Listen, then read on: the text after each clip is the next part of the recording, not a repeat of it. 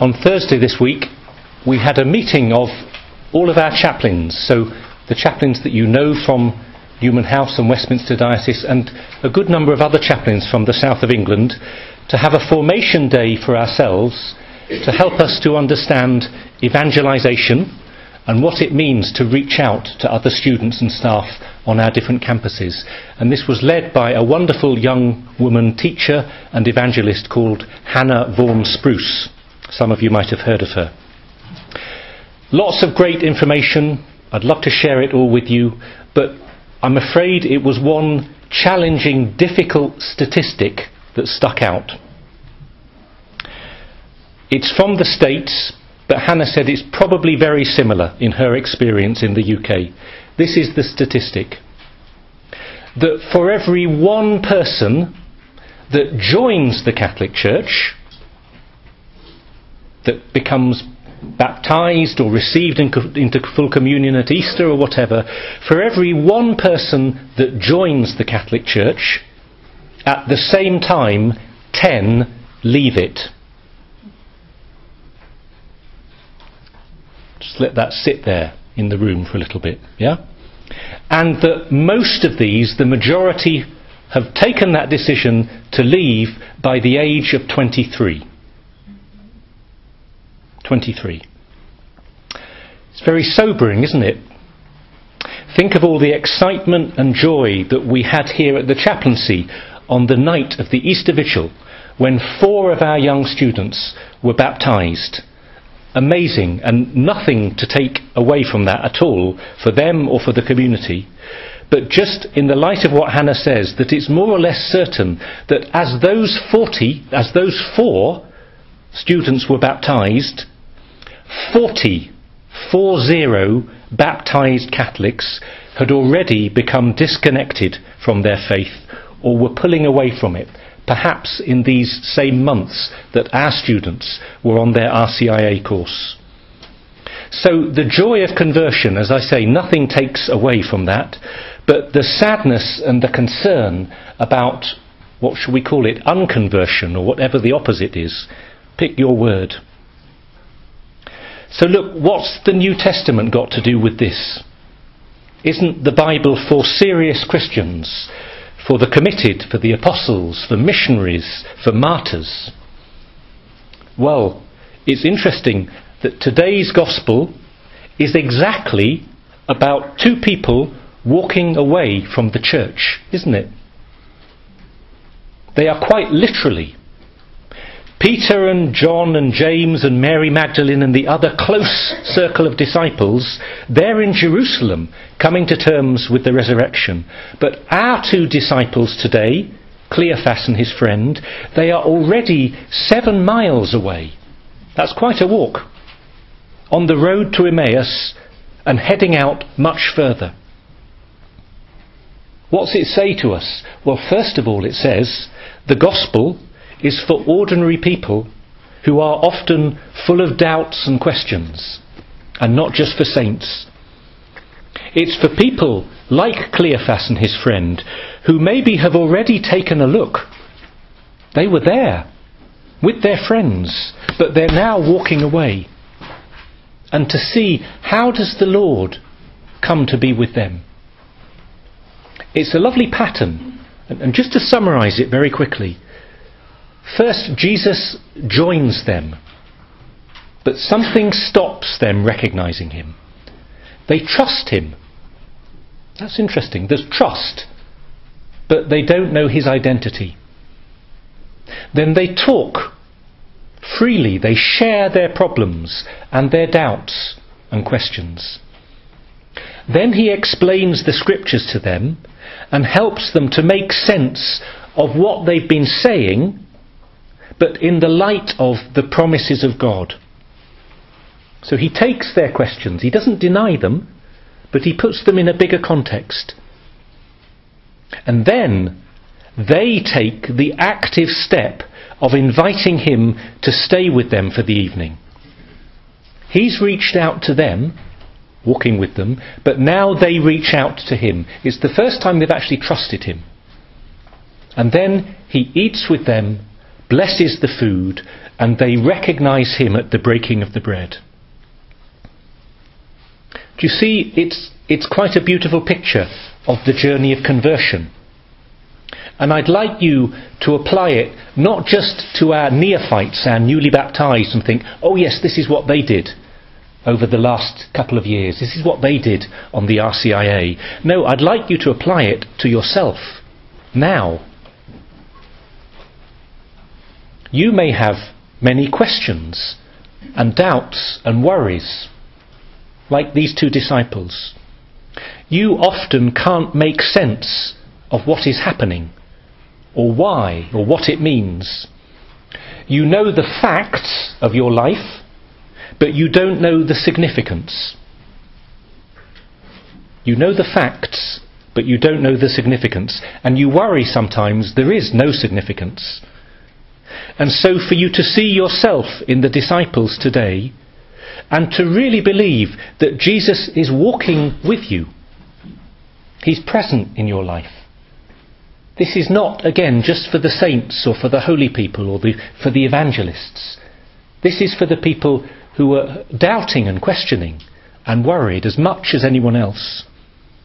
And that sometimes you just need to talk to him. Not to resolve everything, just to talk. To tell it as it is, without pretending. Even the darkest, most secret doubts and questions, the ones you wouldn't dare admit to the priest or even to your hyper-Catholic friend, or would even half not dare admit to yourself. But it's that question and that doubt and worry that needs giving to the Lord, as the two apostles did.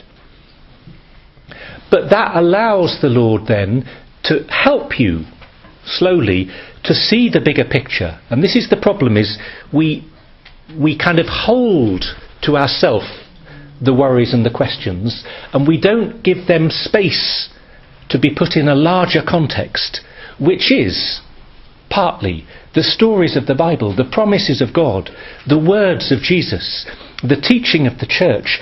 All of this is there not to stop us asking the questions, as in, oh, you're a Catholic, you just have to believe this stuff. It's there to help us to make sense of our questions, to free us.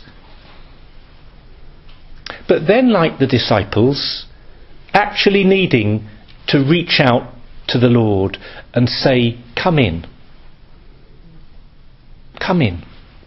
I know I've been walking with you a bit casually, but come in for the evening. Turning towards him, inviting him, praying with him, really trusting him, and this leading you to meet him more profoundly in your own prayer, in a beautiful, simple way that he does when we make the space to pray, but then leading you to meet him especially in the sacraments. Because whenever we hear the word breaking of the bread in the New Testament, it is a code for the Eucharist.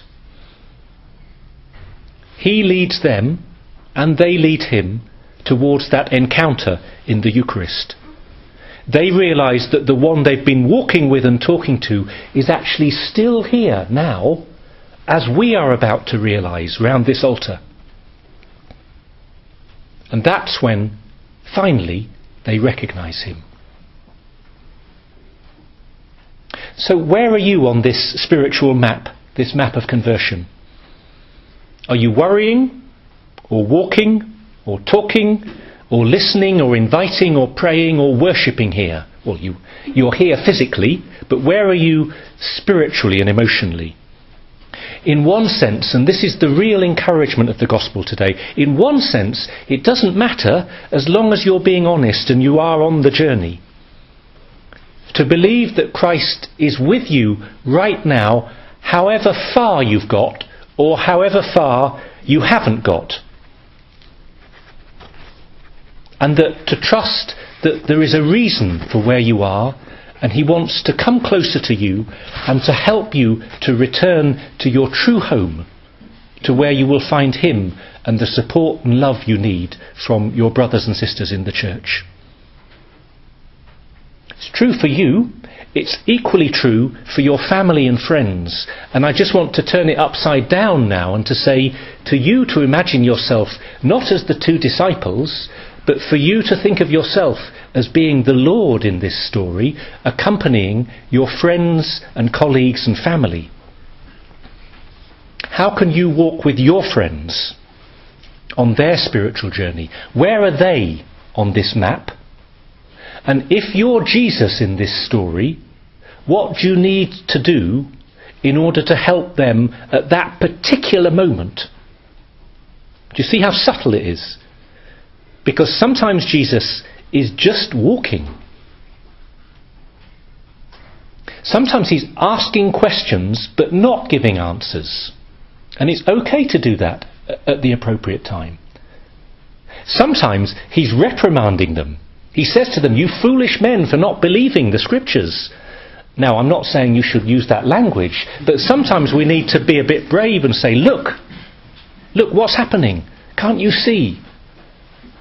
And sometimes we need to walk deeper into their lives at their invitation and be with them and talk and listen and pray and bless them and, as it were, metaphorically, break bread with them, opening our hearts and theirs in the hope that that might bring them to break bread with a capital B, to come to know the Lord in his church and in the sacraments. Hannah, the teacher on Thursday, she said a very wise thing that she borrowed from an evangelist in America called Sherry Woodell. She said, "Identity is not what it seems. Never accept a label in place of a story." Identity is not what it seems. Never accept a label in place of a story. In other words, don't assume, for example, that because someone is sitting at Mass next to you smiling every week, that they are an uncomplicated Catholic with no questions or doubts, or that they're going to be sitting there next week. They might not be.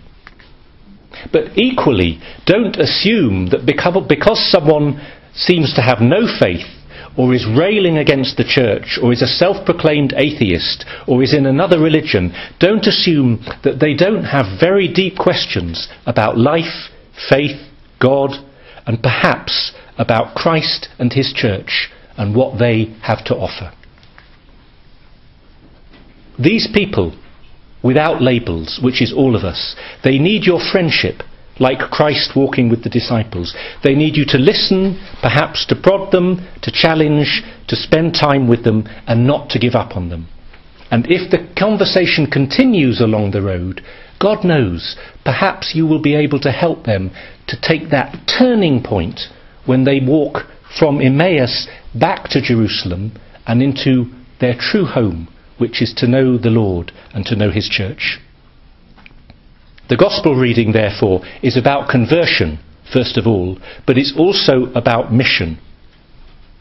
And it reminds us that being a missionary, an evangelist, is much more interesting and complicated than you might at first think. And it's not just about apostles in the New Testament, it's about you and me as well.